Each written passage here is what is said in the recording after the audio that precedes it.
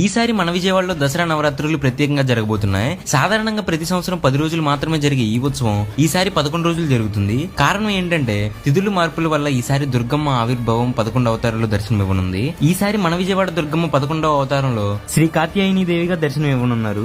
September 22, 2025 నుండి ప్రారంభమై October 2, 2025 వరకు నవరాత్రులు జరగనున్నాయి. ఈ 11 రోజులు అమ్మవారు ప్రతిరోజు విభిన్న అవతారంలో దర్శనమిస్తారు. సెప్టెంబర్ 22న శ్రీ బాల త్రిపుర సుందరి దేవిగా, 23న గాయత్రి దేవిగా, 24న అన్నపూర్ణ దేవిగా, 25న కాత్యాయని దేవిగా, 26న శ్రీ మహాలక్ష్మి దేవిగా, 27న శ్రీ లలిత త్రిపుర సుందరి దేవిగా, 28న శ్రీ మహాచండీ దేవిగా, 29న సరస్వతి దేవిగా, 30న దుర్గాదేవిగా, అక్టోబర్ 1న మహిషాసుర మర్దిని దేవిగా, అక్టోబర్ 2న రాజరాజేశ్వరి దేవిగా, ఇలా 11 రూపాల్లో అమ్మవారి దివ్య దర్శనం దక్కబోతుంది. ఈ మహోత్సవం మనందరికీ ఆధ్యాత్మికంగా ఒక మరుపురాని అనుభవం అవుతుంది. ఇంకా ఇలాంటివి తెలుసుకోవాలంటే మన రాయల్ సిటీ విజయవాడ పేజ్ అయితే ఫాలో అవడం మర్చిపోకండి.